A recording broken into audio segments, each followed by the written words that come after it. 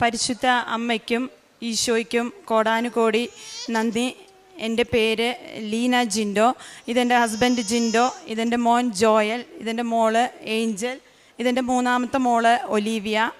ഞാൻ 2018 തൊട്ട് പരിശുദ്ധ അമ്മ മാതാവിനോടും ഉടമ്പടിയിൽ പ്രാർത്ഥിക്കുന്നതാണ്.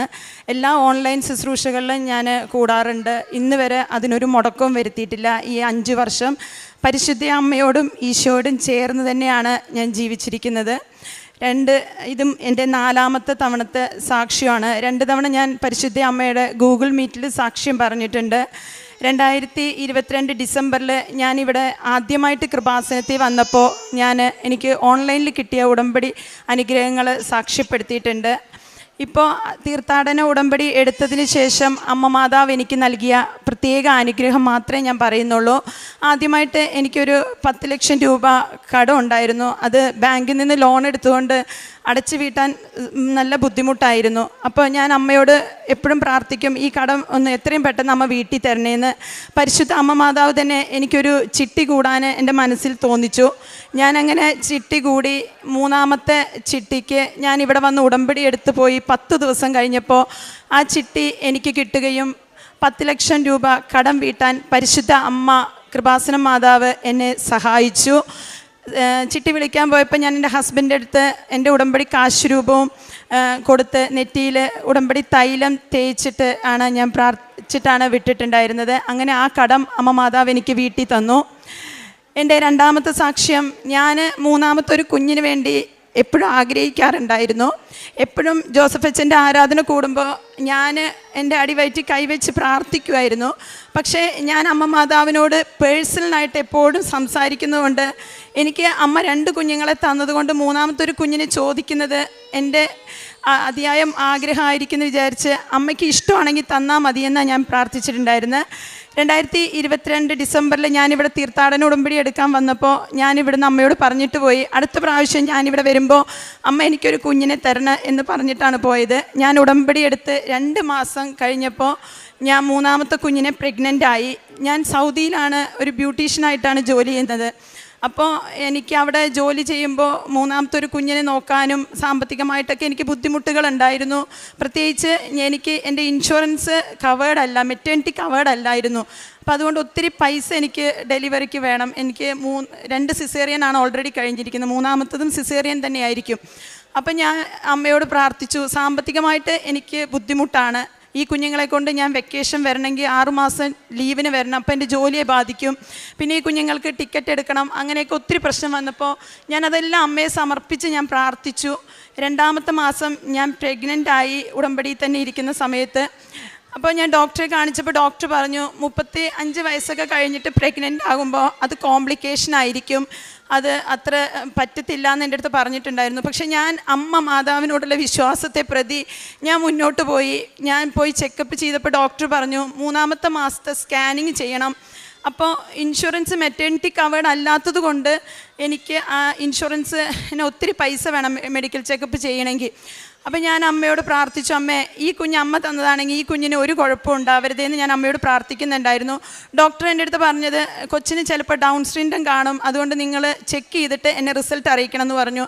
ഡോക്ടർ പറഞ്ഞത് കേട്ടെന്നല്ലാതെ ഞാൻ ഈ അമ്മ മാതാവിൻ്റെ കാശ് രൂപ എൻ്റെ കഴുത്തിൽ കിടക്കുന്നത് അത് മുറുക്കെ പിടിച്ച് പുറത്തോട്ട് ഇറങ്ങിയപ്പോൾ ഹസ്ബൻഡ് ചോദിച്ചു, നിനക്ക് ചെക്കപ്പ് ചെയ്യണമെന്ന് ചോദിച്ചു. ഞാൻ പറഞ്ഞു വേണ്ട, ഞാൻ ഉടമ്പടി എടുത്തതാണ്, ഞാൻ അമ്മ മാതാവിനോട് പ്രാർത്ഥിക്കുന്നുണ്ട്, വേണ്ടാന്ന് പറഞ്ഞു. ആ ഡോക്ടർ അവിടുന്ന് പോയി കഴിഞ്ഞപ്പോൾ ഞാൻ വേറൊരു ഡോക്ടറെ കാണിച്ചു. ആ ഡോക്ടർ എന്നോട് ചോദിച്ചു, ഡൗൺ സിൻഡ്രോത്തിൻ്റെ ചെക്ക് ചെയ്യുന്നുണ്ടോ? ഞാൻ പറഞ്ഞു ഇല്ല. അങ്ങനെ എൻ്റെ പ്രഗ്നൻസി 7 മാസം ഞാൻ സന്തോഷമായിട്ട് പോയി. ഞാൻ ഒത്തിരി ജോലി നിന്നിട്ടാണ് ഞാൻ ജോലി ചെയ്യുന്നത്. ചിലപ്പോൾ 12 മണിക്കൂറിൽ കൂടുതലൊക്കെ ഞാൻ നിന്നിട്ടാണ് ജോലി ചെയ്യുന്നത്. പക്ഷേ എനിക്ക് യാതൊരുവിധ ബുദ്ധിമുട്ടുകളുടെ ചെറിയ ഛർദിയോ അങ്ങനെയുള്ള പ്രഗ്നൻസി ബുദ്ധിമുട്ടല്ലാതെ എനിക്ക് പ്രശ്നങ്ങളൊന്നും ഉണ്ടായിട്ടുണ്ടായിരുന്നില്ല. അങ്ങനെ 7ാം മാസമായപ്പോൾ ഇൻഷുറൻസ് കിട്ടാത്തതിൻ്റെ ഒരു ടെൻഷൻ എനിക്കുണ്ടായിരുന്നു. അപ്പോൾ ഞാൻ എപ്പോഴും ആരാധന കൂടുമ്പോൾ ഞാൻ പ്രാർത്ഥിക്കും, അമ്മേ എൻ്റെ ഡെലിവറി ഇവിടെ നടത്താനുള്ള ഹോസ്പിറ്റൽ ഞാൻ അമ്മയ്ക്ക് കാണിച്ചു കൊടുക്കും. എന്നിട്ട് ഞാൻ അമ്മയോട് പറയും, ഇതെനിക്ക് പൈസ ചിലവില്ലാതെ എങ്ങനെ നടത്തി കിട്ടും? കാരണം എൻ്റെ കൂടെ ജോലി ചെയ്യുന്ന ഒരു കൊച്ച് ഡെലിവറി കഴിഞ്ഞപ്പോൾ അവൾക്ക് ഇവിടുത്തെ ഒരു 3 ലക്ഷം രൂപ ചിലവായിട്ടുണ്ട് സിസേറിയൻ ചെയ്യാൻ വേണ്ടിയിട്ട്. അപ്പോൾ എനിക്കും അതേ അവസ്ഥയാവുമല്ലോ എന്ന് പറഞ്ഞു. അപ്പോൾ ഹസ്ബൻഡ് എല്ലാ മാസവും പറയും നമുക്ക് കുറച്ച് പൈസ മാറ്റി വയ്ക്കാം, സിസേറിയൻ ആണല്ലോ എന്ന് പറഞ്ഞിട്ട്. പക്ഷെ ഞാൻ എൻ്റെ ഹസ്ബൻഡിനോട് പറയുമായിരുന്നു, ജോസഫ് അച്ഛൻ എപ്പോഴും പറയും, ഞാൻ കേൾക്കാറുണ്ട്, ചെല്ലുന്ന ജപമാല മാതാവിൻ്റെ അക്കൗണ്ടിലുണ്ടാവും, നമുക്ക് ആവശ്യ സമയത്ത് അമ്മ അതെടുത്ത് തരുന്ന ആ ഒരു വിശ്വാസത്തിൽ ഞാൻ മുന്നോട്ട് പോയി. അങ്ങനെ 7-ാം മാസമായപ്പോൾ എനിക്ക് പെട്ടെന്നൊരു വയറുവേദന വന്നു. ഞാൻ ഹോസ്പിറ്റലിൽ ആദ്യം പോകാൻ മടിച്ചു, പിന്നെ പോയി. 7 മാസമല്ലേ എന്ന് പറഞ്ഞ് പോയി നോക്കിയപ്പോൾ ഡോക്ടർ പറഞ്ഞു, എന്നെ കാണിക്കുന്ന ഡോക്ടർ അന്ന് അവിടെ ഇല്ലായിരുന്നു, ഡോക്ടർ വെക്കേഷൻ പോയിരിക്കുക. അപ്പം ഞാൻ അവിടെ ഇരുന്നപ്പോൾ വേറൊരു കൊച്ചും എന്നെപ്പോലെ തന്നെ ഇങ്ങനെ പെട്ടെന്ന് സ്റ്റൊമക്ക് പെയിൻ ആയിട്ട് വന്നതായിരുന്നു.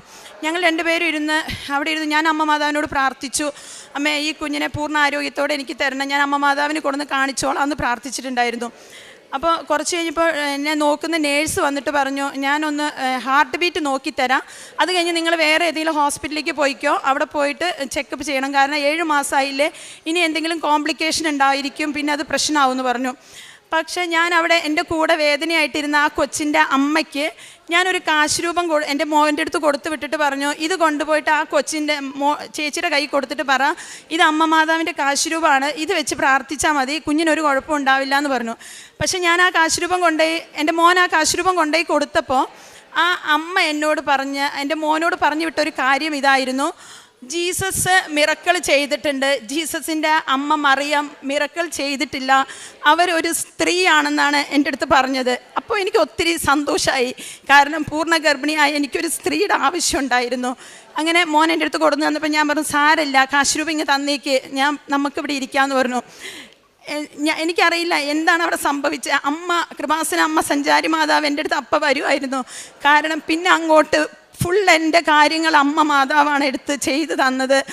ഞാൻ അവിടെ ഇരുന്നു, എന്നെ നോക്കുന്ന സിസ്റ്റർ വന്നിട്ട് പറഞ്ഞു, നിങ്ങൾ വിഷമിക്കണ്ട, ഇവിടെ ഇരിക്കെ, എൻ്റെ ഡോക്ടർ നാട്ടിലാണ്, ഞാൻ വെക്കേഷന് പോയിരിക്കുന്ന ഡോക്ടറുമായിട്ട് സംസാരിച്ചിട്ട് നിങ്ങൾക്ക് വേണ്ടത് ചെയ്തു തരാമെന്ന് പറഞ്ഞു. ആ സിസ്റ്റർ ഓടി നടക്കുമ്പോൾ ഞാൻ കാണുന്നത് എന്താണെന്ന് ചോദിച്ചാൽ, പരിശുദ്ധ അമ്മ എലീശ്യ പുണ്യവതിയെ സന്ദർശിച്ച് അവർക്ക് ശുശ്രൂഷ ചെയ്യുന്ന പോലെ തിടുക്കത്തിൽ ആ ചേച്ചി എനിക്ക് വേണ്ടി ഓടി നടന്ന് ചെയ്യുമായിരുന്നു. ഞാൻ ഇരുന്ന സ്ഥലത്ത് തന്നെ ഞാൻ ഇരിക്കുക, ആ സിസ്റ്റർ എനിക്ക് വേണ്ടി എല്ലാം ചെയ്തു തന്നു. എനിക്ക് ഞാൻ ആഗ്രഹിച്ച ഹോസ്പിറ്റലിലേക്ക് എനിക്ക് റെഫർ വാങ്ങിച്ചു തന്നു. ഞാൻ അങ്ങനെ ആ ഹോസ്പിറ്റലിൽ പോയി. അവിടെ ചെന്ന് കഴിഞ്ഞപ്പോൾ അവിടെ കയറുമ്പോൾ എനിക്ക് പേടിയുണ്ടായിരുന്നു. ആ പേടിയുള്ളതുകൊണ്ട് ഞാൻ മാതാവിനോട് പ്രാർത്ഥിച്ചു, അമ്മേ കൃപാസന മാതാവ് സഞ്ചാരി മാതാവാണല്ലോ, എൻ്റെ കൂടെ അമ്മ വന്നേക്കണേ എന്ന് പ്രാർത്ഥിച്ചു. ഞാൻ അകത്തോട്ട് കയറുന്ന മുന്നേ എൻ്റെ ഹസ്ബൻഡിനോട് പറഞ്ഞിട്ടാണ് കയറിയത്, എൻ്റെ അമ്മ മാതാവ് എൻ്റെ കൂടെ ഉണ്ടെങ്കിൽ ഞാൻ അങ്ങോട്ട് കയറുമ്പോൾ ആ ഡോക്ടർ എന്നോട് ഇങ്ങോട്ട് സംസാരിക്കുമെന്ന് പറഞ്ഞിരുന്നു. ഞാൻ അവിടെ പോയതൊരു ഇന്ത്യൻ ഡോക്ടറെ നോക്കിയിട്ടാണ്, പക്ഷെ അവിടെ പോയപ്പോൾ അന്ന് ആ ഡോക്ടർ ഇല്ല, പാകിസ്ഥാനി ഡോക്ടറായിരുന്നു.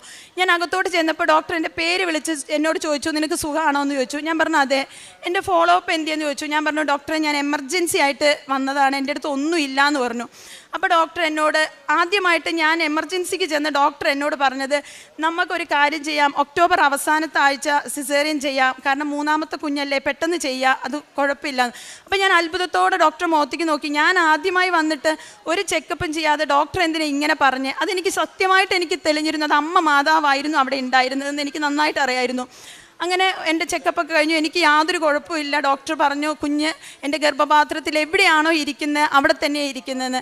ഇവിടെ എല്ലാവരും സാക്ഷ്യം പറയുമ്പോൾ പറയും എനിക്ക് കോംപ്ലിക്കേഷൻ ഉണ്ടായിരുന്നു അങ്ങനെ. പക്ഷേ എനിക്ക് എൻ്റെ ഈ 3ാമത്തെ പ്രഗ്നൻസി വെരി ഈസി ആയിരുന്നു, കാരണം അമ്മ എന്നെ കൊണ്ട് നടക്കുന്ന പോലെയാണ് എനിക്ക് തോന്നിയിട്ടുണ്ടായിരുന്നത്. എനിക്ക് ഒരു ബുദ്ധിമുട്ടുകളോ അങ്ങനെ വലിയ പ്രശ്നങ്ങളൊന്നും എനിക്ക് അങ്ങനെ തോന്നാറില്ലായിരുന്നു. അങ്ങനെ ഒരു 4-5 ദിവസം കഴിഞ്ഞപ്പോൾ ഞാൻ അമ്മയോട് ഉടമ്പടി ആരാധന കൂടി പ്രാർത്ഥിക്കുമ്പോൾ ഞാൻ പ്രാർത്ഥിച്ചു, എൻ്റെ ബാക്കിയുള്ള കാര്യങ്ങൾ, എൻ്റെ പൈസയുടെ പ്രശ്നങ്ങൾ, ഞാൻ അഡ്മിറ്റ് ആവുന്ന ഹോസ്പിറ്റൽ, ഇതെല്ലാം എനിക്ക് വേണം. അപ്പം ഞാൻ അമ്മയോട് പ്രാർത്ഥിച്ചു, അമ്മേ ഇതിനൊക്കെ എന്താണ് ഒരു വഴി, അമ്മ എനിക്കിത് മുൻകൂട്ടി കാണിച്ചു തരണം, 9 മാസം വരെ വെയിറ്റ് ചെയ്യാൻ എനിക്ക് പറ്റത്തില്ല. 4 ദിവസം കഴിഞ്ഞപ്പോൾ ഒരു ദിവസം രാവിലെ എണീറ്റപ്പോൾ എനിക്ക് കഠിനമായ ബ്ലീഡിങ് ആയിരുന്നു. അപ്പോൾ ഞാൻ ഹസ്ബൻഡിനോട് പറഞ്ഞു, എനിക്ക് ഭയങ്കരമായിട്ട് ബ്ലീഡിങ് ആണെന്ന് പറഞ്ഞു. അങ്ങനെ ഞാൻ അതിൻ്റെ ഫോട്ടോ ഒക്കെ എടുത്ത് ഉടമ്പടി തൈലം തേച്ചിട്ട് രാവിലെ ഞാൻ എൻ്റെ കുഞ്ഞുങ്ങളെയും കൊണ്ട് ഞാൻ ഹോസ്പിറ്റലിൽ പോയി. ഡോക്ടർ എന്നെ പലതവണ പരിശോധിച്ചിട്ട് പറഞ്ഞു, ഈ ബ്ലഡ് എവിടെ നിന്നാണ് വന്നതെന്ന് എനിക്കറിയില്ല, ഇത് സത്യത്തിൽ ബ്ലഡ് തന്നെയാണോ എന്ന് ചോദിച്ചു. ഞാൻ ഫോട്ടോ കാണിച്ചിട്ട് പറഞ്ഞു അതേന്ന് പറഞ്ഞു. അങ്ങനെ അവരെന്നെ ലേബർ റൂമിൽ കൊണ്ടേ കിടത്തി. ഞാൻ അവിടെ പോയി കിടന്ന് വിശ്വാസ പ്രമാണം ചൊല്ലി, കാരണം എനിക്ക് നോർമൽ ഡെലിവറി അല്ലാത്തതുകൊണ്ട് ഞാൻ അവിടെ കിടന്ന് അവിടെ വേറെ ലേഡീസ് ഡെലിവറിക്ക് കിടക്കുന്നവർക്ക് വേണ്ടി പ്രാർത്ഥിച്ചു. അവരുടെയൊക്കെ ഡെലിവറി കഴിഞ്ഞപ്പോൾ എന്നോട് ഡോക്ടർ പറഞ്ഞു, പോയിക്കോ കുഴപ്പമില്ല, OP പോയി ഡോക്ടറെ കണ്ടാൽ മതി എന്ന് പറഞ്ഞു. എൻ്റെ ഡോക്ടർ എന്നെ നോക്കിയിട്ട് പറഞ്ഞു, ലീനയ്ക്ക് യാതൊരുവിധ പ്രശ്നങ്ങളില്ല. പക്ഷേ ഞാൻ ഈ ഡോക്ടറെ അടുത്ത് ചെല്ലുമ്പോഴെല്ലാം എനിക്ക് അമ്മ മാതാവിൻ്റെ സാമീപ്യം, ഈ ഡോക്ടർ എന്നെ പ്രത്യേകം എന്നെ വിളിക്കും, എൻ്റെ പേരെടുത്ത് വിളിച്ച് എന്നെ നോക്കി തരും ഒക്കെ ചെയ്യുമായിരുന്നു. അങ്ങനെ ഈ ഈ ഞാൻ ഈ കാശ് രൂപം കൊടുത്തപ്പോൾ അന്ന് തൊട്ട് ആ സ്ത്രീയാണ് അവരൊന്നും ചെയ്തില്ലെന്ന് പറഞ്ഞപ്പോൾ എനിക്ക് അതിയായ സന്തോഷം. കാരണം ഞാൻ ഗർഭിണിയായിരിക്കുമ്പോൾ എനിക്ക് വേണ്ടത് ഒരു അമ്മയുടെ സഹായം, ഒരു സ്ത്രീയുടെ ആവശ്യമായിരുന്നു. എൻ്റെ അമ്മ നാട്ടിലായതുകൊണ്ട് എനിക്കൊരു സഹായം ആവശ്യമായിരുന്നു. അങ്ങനെ ഞാൻ ഒക്ടോബർ മാസം അവസാനം എൻ്റെ കുഞ്ഞിനെ ഞാൻ ഡെലിവറി ചെയ്യാൻ സിസേറിയന് വേണ്ടി ഡേറ്റ് ചെയ്തു. അതുവരെ ഞാൻ ജോലിക്ക് പോയി. എനിക്ക് യാതൊരുവിധ പ്രശ്നങ്ങളില്ല. ഗർഭിണി ആയിരിക്കുമ്പോൾ ഉള്ള ക്ഷീണവും ഇതൊക്കെ തന്നെ ഉണ്ടായിരുന്നുള്ളൂ. വേറെ കുഴപ്പങ്ങളൊന്നും എന്നെ നോക്കുമ്പോൾ ഡോക്ടർമാർ പറയും ഈ കുഞ്ഞ് സുരക്ഷിതയാണ്. കാരണം ഞാൻ എപ്പോൾ ടെസ്റ്റിന് പോകുമ്പോഴും എൻ്റെ ഉടമ്പടി കാശ് രൂപത്തിൽ ഞാൻ മുറുക്ക പിടിക്കും, ഉടമ്പടി തൈലം തേക്കും. പക്ഷേ ഈ പ്രഗ്നൻസിയിൽ ഞാൻ ഭക്ഷണമൊന്നും കഴിക്കാത്തതുകൊണ്ട് കുഞ്ഞിന് വെയിറ്റ് കുറയുന്നുണ്ടായിരുന്നു. അമ്മ മാതാവ് എനിക്ക് 4 കിലോ വെയിറ്റിൽ ഒരു പെൺകുഞ്ഞിനെ നൽകി. ഒക്ടോബർ 24-ാം തീയതി അമ്മ തന്ന് അനുഗ്രഹിച്ചു. അതും ഇവിടുത്തെ ആരാധന നടക്കുന്ന സമയത്തായിരുന്നു എൻ്റെ ഓപ്പറേഷൻ നടക്കുന്നത്. അവരെന്നെ ഓപ്പറേഷൻ ചെയ്യുമ്പോൾ ഞാൻ എൻ്റെ മനസ്സിൽ പ്രാർത്ഥിച്ചുകൊണ്ടിരുന്ന എൻ്റെ ചൊവ്വാഴ്ചത്തെ ലൈവ് ആരാധന കൂടാൻ പറ്റിയില്ല. അത് ഞാൻ അവിടെ കിടന്ന് മനസ്സുകൊണ്ട് ഞാൻ പ്രാർത്ഥിക്കുന്നുണ്ടായിരുന്നു. അമ്മേ, അടുത്ത ആഴ്ച ഞാൻ എൻ്റെ കുഞ്ഞുമായിട്ട് പൂർണ്ണ സൗഖ്യമായിട്ട് ഞാൻ വീട്ടിലെത്തണമെന്ന് പ്രാർത്ഥിച്ചിട്ടുണ്ടായിരുന്നു. അതേപോലെ പൂർണ്ണ ആരോഗ്യവതിയായ ഒരു പെൺകുഞ്ഞിനെ നൽകി അമ്മ മാതാവ് എനിക്ക് തന്നു. അപ്പം ഞാൻ അമ്മ മാതാവിനോട് പറഞ്ഞിട്ടുണ്ടായിരുന്നു ഞാൻ കുഞ്ഞിനെ ഇവിടെ കൊടുന്ന് അമ്മയെ കാണിക്കുമെന്ന് പറഞ്ഞിട്ടുണ്ടായിരുന്നു. ഈ ഓഗസ്റ്റ് മാസം 2-ാം തീയതിയാണ് ഞാൻ സൗദിയിൽ നിന്ന് ലീവിന് വന്നത്. ഞാൻ എയർപോർട്ടിൽ നിന്ന് ഞങ്ങൾ കുടുംബത്തോടെ ഇവിടെ വന്ന് ഇവിടെ പുറകിൽ ഒരു റൂം എടുത്ത് താമസിച്ചു. ഞാൻ ഇവിടെ വന്ന് എൻ്റെ ഉടമ്പടി പുതുക്കി ഇവിടെ 2 ദിവസം ഞങ്ങൾ ഇവിടെ നിന്നു. ഇവിടെ കൊണ്ടുവന്ന് ഞങ്ങൾ ഈ അൾത്താരെ വന്നപ്പോൾ എനിക്ക് ജോസഫ് അച്ഛനെ കാണാൻ ടോക്കൺ കിട്ടിയിട്ടുണ്ടായിരുന്നു, എൻ്റെ മറ്റേ 2 കുഞ്ഞുങ്ങളെ കാണിക്കാൻ വേണ്ടി. അങ്ങനെ എൻ്റെ 3-ാമത്തെ കുഞ്ഞിനെ അച്ഛൻ കൈവച്ച് പ്രാർത്ഥിച്ച് അനുഗ്രഹിച്ചിട്ടാണ് ഞാൻ പോയി എൻ്റെ കുഞ്ഞിനെ മാമോദീസ മുക്കിയത്. എനിക്ക് അമ്മ മാതാവ് നൽകിയ ഈ അനുഗ്രഹത്തിന് അമ്മ മാതാവിനും ഈശോയ്ക്കും പ്രത്യേകം നന്ദി പറയുന്നു. അതുപോലെ ഒരു സാക്ഷ്യം, എൻ്റെ ഡെലിവറി സമയത്ത് എൻ്റെ അമ്മ എൻ്റെ കൂടെ ഉണ്ടായിരുന്നു. അപ്പോൾ അമ്മയ്ക്ക് കഠിന പനി കൂടി ന്യൂമോണിയ ബാധിച്ചിട്ടുണ്ടായിരുന്നു. അപ്പോൾ അമ്മയ്ക്ക് ഒന്നിനും ചെയ്യാൻ പറ്റാത്തൊരവസ്ഥ. ഞാൻ ഡെലിവറി ചെയ്ത് 10 ദിവസമേ ആയിട്ടുള്ളൂ. അമ്മയെ കൊണ്ട് ഒന്നിനും പറ്റത്തില്ല. അപ്പോൾ അമ്മയ്ക്ക് കൂടുതൽ സീരിയസ് ആവുന്നു എന്ന് കണ്ടപ്പോൾ ഞാൻ അമ്മയോട് പ്രാർത്ഥിച്ചിട്ടുണ്ടായിരുന്നു, അമ്മ മാതാവേ, ഞാൻ അൾത്താരയിൽ വരുമ്പോൾ എൻ്റെ അമ്മയ്ക്ക് യാതൊരു കുഴപ്പമില്ലെങ്കിൽ ഞാൻ സാക്ഷ്യപ്പെടുത്തിക്കോളാം എന്ന് പറയുന്നു. ഇന്ന് പൂർണ്ണ ആരോഗ്യവതിയായി എൻ്റെ അമ്മ പുറകിലിരുന്ന് ഇവിടുന്ന് ആരാധനയും ഇതെല്ലാം കൂടി അവിടെ ഇരിക്കുന്നുണ്ട്. ഇതുകൂടാതെ എൻ്റെ കുഞ്ഞുമക്കൾക്ക് മാതാവ് ഒത്തിരി അനുഗ്രഹങ്ങൾ. എപ്പോഴൊക്കെ നേരത്തേക്ക് എനിക്ക് ഒത്തിരി ടെൻഷനായിരുന്നു, അസുഖം വരുമ്പോൾ എന്ത് ചെയ്യുമെന്നുള്ളൊരു ടെൻഷൻ. ഇപ്പം എനിക്ക് അങ്ങനെ ടെൻഷനൊന്നുമില്ല. കാരണം കുഞ്ഞുങ്ങൾക്ക് അസുഖം വരുമ്പോൾ ഞാൻ ഉടമ്പടി തൈലെടുക്കും, അല്ലെങ്കിൽ അവർ പറയും എടുത്ത് തേച്ച് തരാൻ പറയും, അമ്മ മാതാവിനോട് പ്രാർത്ഥിക്കും, അല്ലെങ്കിൽ ഒരു ഉടമ്പടി ആരാധന കൂടും. അതോടെ എൻ്റെ കുഞ്ഞുങ്ങൾ സൗഖ്യം പ്രാപിക്കും. ഇവർക്ക് യാതൊരു പ്രശ്നവുമില്ല. പിന്നെ നിങ്ങൾക്ക് പറഞ്ഞ ചിലപ്പോൾ ഒരു തമാശയായിരിക്കും, എൻ്റെ ജീവിതത്തിൽ അമ്മ മാതാവ് ഇടപെട്ട ഒരു കാര്യമാണ്. എനിക്കൊരു ഹെഡ്സെറ്റ് ഉണ്ടായിരുന്നു. അപ്പോൾ അത് ഞാൻ എപ്പോഴും ഉപയോഗിക്കുമ്പോൾ അതിലത്തെ ഒരു ഹെഡ്സെറ്റ് വർക്ക് ചെയ്യുന്നില്ല, ഒരെണ്ണം വർക്ക് ചെയ്യുന്നുണ്ടായിരുന്നു. അപ്പം ഞാൻ എപ്പോഴും എൻ്റെ ജോലി സമയത്ത് ഞാൻ 9 മണിക്കൂർ ജോലി ചെയ്യുമ്പോൾ 7 മണിക്കൂറോളം ഞാൻ ഇവിടുത്തെ ആരാധനയും സാക്ഷ്യവും ഇതെല്ലാം കേട്ടുകൊണ്ടാണ് ഞാൻ ജോലി ചെയ്യുന്നുണ്ടായിരുന്നത്.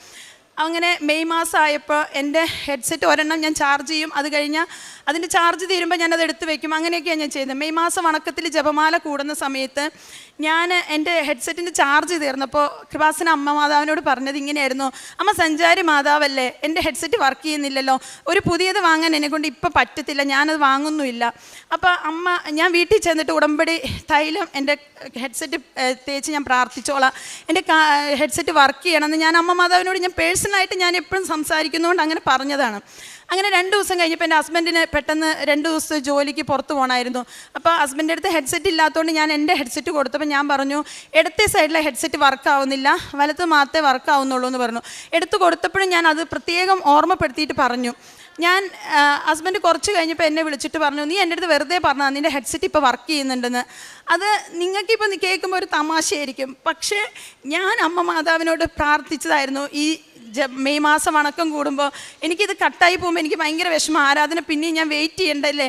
അപ്പോൾ അതുകൊണ്ട് അതെനിക്ക് തന്നപ്പോൾ ഞാൻ സത്യമായിട്ട് ഞാൻ എൻ്റെ ഹസ്ബൻഡ് 2 ദിവസം കഴിഞ്ഞ് വരുമ്പോൾ എൻ്റെ ഹസ്ബൻഡിനെ അല്ല ഞാൻ വെയിറ്റ് ചെയ്തത്, എൻ്റെ അമ്മ മാതാവ് തൊട്ട് എൻ്റെ ഹെഡ്സെറ്റ് എവിടെയെന്നാണ് ഞാൻ ചോദിച്ചത് കയറി വന്നപ്പോൾ. അങ്ങനെ പരിശുദ്ധ അമ്മ എനിക്ക് അങ്ങനെ ഒരു അനുഗ്രഹം നൽകി. അങ്ങനെ ഒത്തിരി അനുഗ്രഹങ്ങൾ 2008 തൊട്ട് 2018 തൊട്ട് ഞാൻ അമ്മ മാതാവിൻ്റെ അടുത്ത് പ്രാർത്ഥിക്കാൻ തുടങ്ങിയിട്ട് ഈ നിമിഷം വരെ ഈ ഈശോയെ, അമ്മയെ ഞാൻ മറന്ന് ജീവിച്ചിട്ടില്ല. എനിക്ക് ഒത്തിരി അനുഗ്രഹങ്ങൾ നൽകിയിട്ടുണ്ട്. പരിശുദ്ധ അമ്മയുടെ സാന്നിധ്യം ഒരുപാട് തവണ എനിക്ക് അനുഭവപ്പെടാൻ പറ്റിയിട്ടുണ്ട്. ഈ അമ്മ മാതാവിനെ ഞാൻ എപ്പോഴും സ്വപ്നത്തിൽ കാണും. അതുപോലെ ഈ അൾത്താര, ഈ ഇവിടുത്തെ ശുശ്രൂഷകളൊക്കെ ഞാൻ എപ്പോൾ ആഗ്രഹിച്ചാലും അത് കാണുന്നത് രാത്രിയൊന്നുമല്ല, രാവിലെ 5 മണി സമയത്ത് എൻ്റെ പ്രത്യക്ഷീകരണ പ്രാർത്ഥന ചെല്ലാൻ എന്നെ വിളിച്ചെണീപ്പിക്കുന്നത് ഇവിടുത്തെ സ്വപ്നമായിരിക്കും. ഞാനിത് കണ്ടുകൊണ്ട് കിടക്കുമ്പോഴായിരിക്കും. അത് 2020 തൊട്ട് ഞാൻ ഈ 2 ദിവസം മുന്നേ വരെ ഞാൻ ആ സ്വപ്നങ്ങൾ അമ്മ മാതാവിനെ ഈശോയെയും കാണാറുണ്ട്. പിന്നെ പ്രത്യേകിച്ച് ഇവിടുത്തെ ജോസഫ് അച്ഛനെ ഞാൻ എപ്പോഴും എൻ്റെ തലയ്ക്ക് കൈവച്ച് പ്രാർത്ഥിക്കുന്നു, എൻ്റെ കുഞ്ഞുങ്ങൾക്ക് വേണ്ടി പ്രാർത്ഥിക്കുന്നത് ഞാൻ കാണാറുണ്ട്. അങ്ങനെ ഞാൻ ഒരു ദിവസം കണ്ട ഒരു സ്വപ്നമായിരുന്നു. ജോസഫ് അച്ഛൻ എൻ്റെ വീട്ടിൽ വന്നു, ദമ്മാമിൽ. അവിടെ വന്ന് അച്ഛൻ എൻ്റെ വീട് വെഞ്ചരിച്ച് പ്രാർത്ഥിച്ചിട്ട് 2 കാശ് രൂപ എടുത്ത് എൻ്റെ ഈ 2 കുഞ്ഞുങ്ങൾ അന്നുള്ളൂ തന്നു. അപ്പോൾ ഞാൻ ഇറങ്ങുമ്പോൾ അച്ഛനോട് പറഞ്ഞു, ഞാൻ അച്ഛൻ എൻ്റെ കുഞ്ഞുങ്ങൾക്ക് വേണ്ടി പ്രാർത്ഥിക്കണം. അപ്പോൾ അച്ഛൻ പറഞ്ഞു, മോളെ നീ വരുമ്പോൾ കൃപാസനത്തിൽ വരില്ലേന്ന് ചോദിച്ചു. ഞാൻ പറഞ്ഞു തീർച്ചയായിട്ടും ഞാൻ വരും അച്ഛാന്ന് പറഞ്ഞു. അത് കഴിഞ്ഞ് ഞാൻ ഇവിടെ ഈ ഓഗസ്റ്റ് മാസം വന്നപ്പോൾ ഞാൻ അച്ഛൻ്റെ കൈവയ്പ്പ് ശുശ്രൂഷയ്ക്ക് നിന്നപ്പോൾ അച്ഛൻ ഞങ്ങൾക്ക് 5 പേർക്കും ഹസ്ബൻഡിനും അന്ന് കൈവയ്പ്പ് ശുശ്രൂഷയ്ക്ക് പ്രാർത്ഥിക്കുന്നുണ്ടായിരുന്നു. ഞങ്ങൾക്ക് എല്ലാവർക്കും അച്ഛൻ കാശുരൂപം തന്ന് അനുഗ്രഹിച്ചു. ഞാൻ അന്ന് കണ്ട സ്വപ്നമാണെങ്കിലും ആ കാശുരൂപം ഞാൻ നിധി പോലെ സൂക്ഷിക്കുക, കാരണം എനിക്കത് അമ്മ മാതാവ് തന്നതാണ്. പിന്നെ എൻ്റെ പ്രാർത്ഥനാ ജീവിതം എന്ന് പറഞ്ഞു കഴിഞ്ഞാൽ പരിശുദ്ധ അമ്മയോടും ഈശോയോടും ചേർന്ന് ജീവിക്കാൻ ഞാൻ ഒത്തിരി ആഗ്രഹിച്ചു തന്നെ മുന്നോട്ട് പോകുന്നത്. എൻ്റെ കുഞ്ഞുങ്ങളെ ആണെങ്കിലും അമ്മ മാതാവിനെയും ഈശോയും കാണിച്ചു കൊടുത്ത് തന്നെ ഞാൻ വളർത്തുന്നുണ്ട്. പിന്നെ കാരുണ്യ പ്രവർത്തനം സൗദിയിലായതുകൊണ്ട് ഒത്തിരി പുറത്തോട്ടൊന്നും ഇറങ്ങിപ്പോകാൻ ചെയ്യാൻ പറ്റില്ലെങ്കിലും എനിക്ക് കിട്ടുന്ന, എൻ്റെ ജീവിത പങ്കാളിക്കും കിട്ടുന്ന സാലറിയിൽ നിന്ന് കൃത്യമായി ദശാംശം എടുത്ത് മാറ്റിവെച്ച് അത് ആർക്ക് ആവശ്യമുണ്ടോ അവർക്ക് ഞങ്ങൾ കൊടുക്കുകയും അവരെ സഹായിക്കുകയും ചെയ്യാറുണ്ട്. ഇപ്പോൾ ഈ ഓഗസ്റ്റിൽ വന്ന് ഞാൻ ഉടമ്പടി എടുത്ത് പുതുക്കിയപ്പോൾ പത്രം എല്ലാവർക്കും കൊടുത്ത് അമ്മ മാതാവിനെ സാക്ഷ്യപ്പെടുത്തി തന്നെ ഞാൻ പത്രം കൊടുത്തു. കാരുണ്യ പ്രവർത്തനത്തിനായിട്ട് ഞാൻ വൃദ്ധസദനങ്ങളിൽ പോയി അമ്മമാരെ കൂടെ ചെലവഴിക്കുകയും അവർക്ക് മരുന്ന് വാങ്ങിക്കാനൊക്കെ കൊടുത്തു. എൻ്റെ മുന്നിൽ ആര് വന്ന് ചോദിച്ചാലും ഞാൻ ഇല്ല എന്ന് പറയാറില്ല. അമ്മ മാതാവിൻ്റെയും ഈശോയുടെയും നാമത്തിൽ ഞാൻ അവരെ എന്നെ പറ്റുന്ന വിധത്തിൽ ഞാൻ സഹായിക്കാറുണ്ട്. പരിശുദ്ധ അമ്മയുടെ മധ്യസ്ഥതയിൽ ഇപ്പോൾ ഉടമ്പടി എടുത്തിപ്പോൾ ഒരുപാട് കുടുംബങ്ങളിലാണ് ഈ അൾത്താരയിൽ സാക്ഷ്യം പറയാനായിട്ട് എത്തുന്നത്. നമ്മളെ സംബന്ധിച്ചിടത്തോളം അത് ഒരു വലിയൊരു സന്തോഷത്തിൻ്റെയും ദൈവത്തിന് നന്ദി പറയേണ്ട ഒരു കാരണമാണ്. കാരണം നമ്മുടെ കൃപാസനത്തിൻ്റെ ആദ്യകാലം, അതായത് പ്രത്യക്ഷീകരണമൊക്കെ നടക്കുന്നതിന് മുൻപ് തന്നെയും നമ്മുടെ വലിയൊരു പ്രഖ്യാപിത ആപ്തവാക്യമായിട്ട് നമ്മൾ പ്രാർത്ഥിച്ച് തിരഞ്ഞെടുത്തത് വ്യക്തി ജീവിതത്തിലൂന്നിയ വ്യക്തി നവീകരണത്തിനും കുടുംബങ്ങളുടെ വിശുദ്ധീകരണത്തിനും എന്നുള്ളൊരു ഇതാണ്.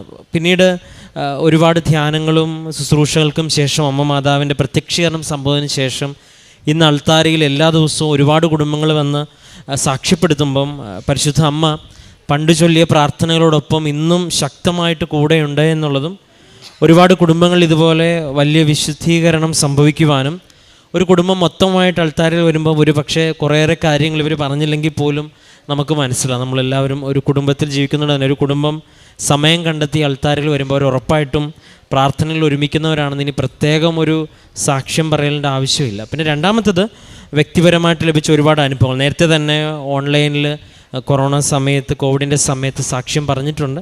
അതിനുശേഷം വീണ്ടും ഉടമ്പടിയിൽ നിലനിന്നു എന്നുള്ളതും, ഏറെ പ്രത്യേകിച്ച് ഇന്ന് സാക്ഷ്യം പറഞ്ഞത് നേരത്തെ ഇവിടെ കൂടെ ഉണ്ടായിരുന്ന കുഞ്ഞിന് ലഭിച്ചതിനെക്കുറിച്ചുള്ള സാക്ഷ്യമാണ്. അതിലൊക്കെയും അമ്മ മാതാവിൻ്റെ വലിയ ഇടപെടലുണ്ടെന്നുള്ളത്. ഇപ്പോൾ ഈ സാക്ഷ്യം പറയുന്നവരുടെയൊക്കെ ഒരു, അല്ലെങ്കിൽ ഉടമ്പടിയിൽ വിശ്വസ്തർ നിൽക്കുന്നവരുടെയൊക്കെ ഒരു അനുഭവം എന്ന് പറയുന്നത് എപ്പോഴും ഒരു വ്യക്തി എന്ന രൂപേണ അമ്മ മാതാവ് ഭയങ്കര കമ്മ്യൂണിക്കബിളായിട്ട് അവർക്ക് ബലം നൽകി, ശക്തി നൽകി, സാന്നിധ്യം നൽകി, അടയാളം നൽകി, അവസാനം വരെ കൂടെ നിൽക്കുന്നു എന്നുള്ളതാണ്. അതാണ് ഉടമ്പടിയുടെ മറ്റൊരു പ്രത്യേകത. അത് പലപ്പോഴും സ്വപ്നങ്ങളിലൂടെ, ദർശനങ്ങളിലൂടെയൊക്കെ മാതാവ് ഈ ഒരു വിശ്വാസത്തെ അത് ബലപ്പെടുത്തുകയും ചെയ്യുന്നുണ്ട്. അതാണ് സാക്ഷ്യങ്ങളുടെയൊക്കെ ഒരു പ്രത്യേകത. ഒരു പ്രോബബിലിറ്റി അനുസരിച്ച് അതാവാന്നുള്ളതല്ല. മാതാവ് വ്യക്തമായിട്ട് അവരുടെ ജീവിതത്തിൽ നൽകിയ അനുഭവങ്ങൾ, അത് ചെറുതാണെങ്കിലും വലുതാണെങ്കിലും പറയുന്ന കാര്യത്തിലൊരു ബോധ്യം എല്ലാ സാക്ഷ്യങ്ങളിലും ഉണ്ട്. ഏറെ പ്രത്യേകിച്ച് ഈ ഒരു കുടുംബത്തിൻ്റെ ഈ സാക്ഷ്യം നമ്മളെ സഹായിക്കട്ടെ എന്ന് ഒരുപാട് കുടുംബങ്ങൾ അൾത്താരയിലെത്തി പരിശുദ്ധ അമ്മയുടെ പ്രത്യക്ഷീകരണത്തിൻ്റെ വലിയ സാക്ഷികളായി മാറട്ടെ എന്ന് പ്രത്യേകം പ്രാർത്ഥിക്കുന്നു. നമുക്ക് കരങ്ങളടിച്ച് ദൈവത്തിൻ്റെ നാമം മഹത്വപ്പെടുത്താം. അത്യപൂർവ ദൈവാനുഭവങ്ങൾ ഇനി നിങ്ങൾക്കും സ്വന്തം. ഈ യൂട്യൂബ് ചാനൽ ഇതുവരെ സബ്സ്ക്രൈബ് ചെയ്തിട്ടില്ലെങ്കിൽ ഇപ്പോൾ തന്നെ സബ്സ്ക്രൈബ് ചെയ്യുക.